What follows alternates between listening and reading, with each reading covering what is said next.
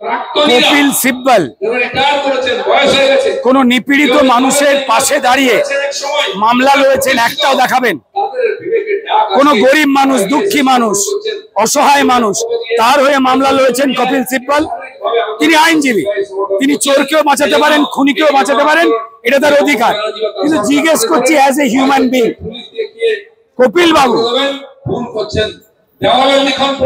যে মামলার টাকাটা পাচ্ছেন মমতার হয়ে, যে বোনটা মারা গেল, যার ক্রিমিনালদের বাঁচাবার কপিল বাবু চেষ্টা করছে, যে মেয়েটাকে মারা হয়েছে তার প্রতিবেশী পশ্চিমবঙ্গের মানুষের ওই মেয়েটার বাবা মায়ের ট্যাক্সের টাকায় কপিল বাবু ভাত খাবেন, সেই ভাত হজম হবে তো? তাহলে Mamata Bandyopadhyay is the person যার নির্দেশে পুলিশ প্রমাণ লোপাট করছে, যে ভূমিকা পালন করছে বিনীত গোয়েল।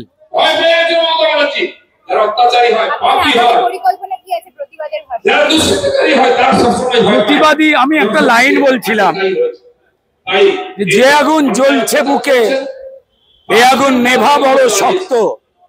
পশ্চিমবঙ্গের মানুষের,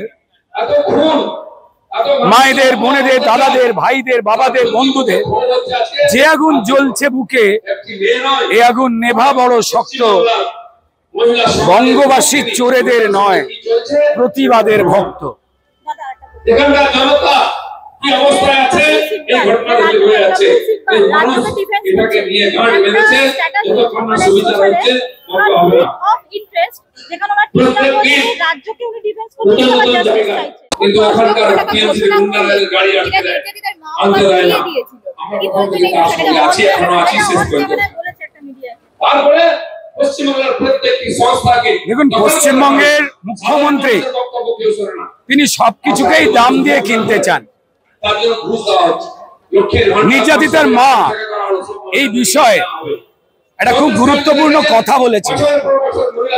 তিনি বলেছিলেন যে লক্ষ্মীর ভান্ডার নেবার আগে ভেবে দেখবেন আপনার ঘরের লক্ষ্মী সুরক্ষিত তো।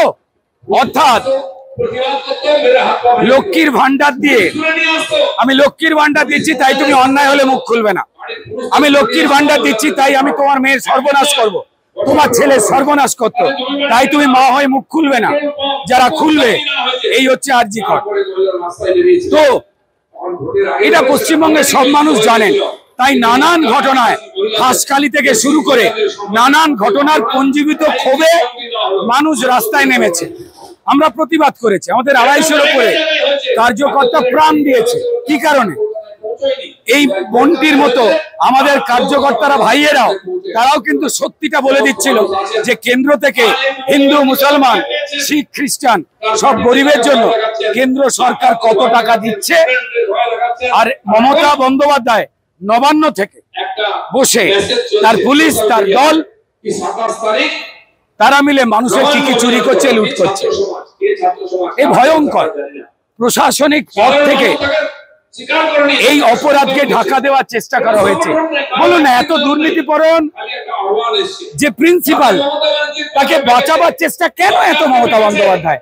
বারবার প্রমোশন আর ট্রান্সফার পদ দেওয়া হচ্ছে, তাকে কোর্টের নির্দেশে জেলে পড়া হচ্ছে, বিচার করা হচ্ছে। মমতা বন্দ্যোপাধ্যায়ের পুলিশ কাউকে ধরেনি, শুধু একটা সঞ্জু না খঞ্জু তাকে ধরে চাপা দেওয়ার চেষ্টা করছে।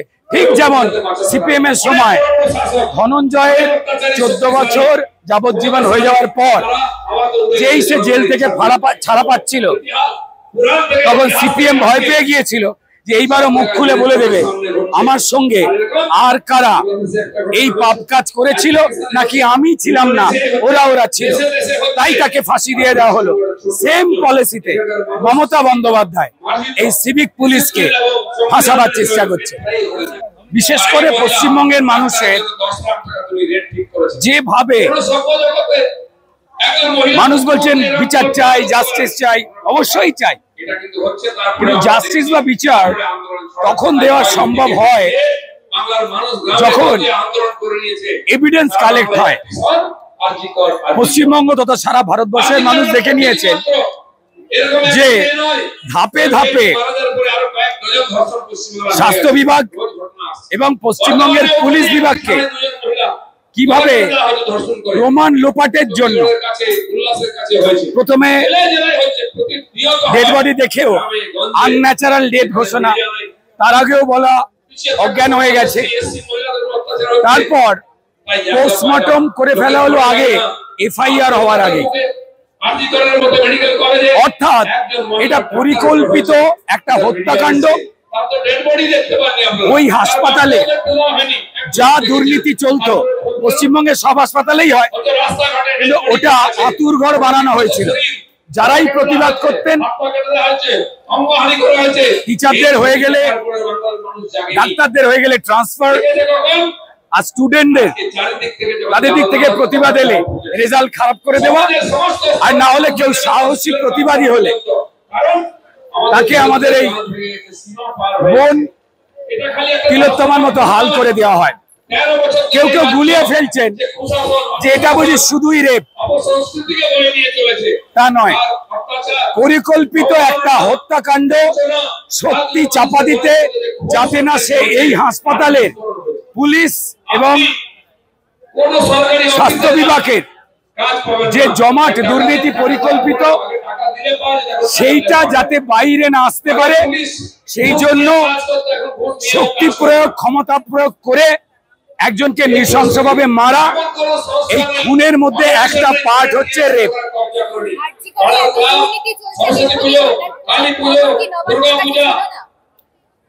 দেখুন, যে নবান্ন সবাই জানেন, পশ্চিমবঙ্গের মানুষ এমনি রাস্তায় নামেনি, শুধু একা আরজি কর নিয়ে নামেনি, কারণ তারা জানে এটা আত্মহত্যাও নয়, এটা শুধুমাত্র রেপও নয়, শারীরিক অত্যাচারও নয়। যারা এই ক্রিমিনালদের বাঁচাবার চেষ্টা করছে তারাই তো নবান্নে বসে, তারাই তো ক্রিমিনালকে বাঁচাবার জন্য কোটি কোটি টাকার লয়ার পাঠিয়েছে আমাদের ট্যাক্সের টাকায় সুপ্রিম কোর্টে। আর বিচারকদের প্রশ্নে যে প্রশ্ন আমরা তুলেছি, সাধারণ মানুষ তুলেছেন, আমরা জানি এটা পরিকল্পিত খুন,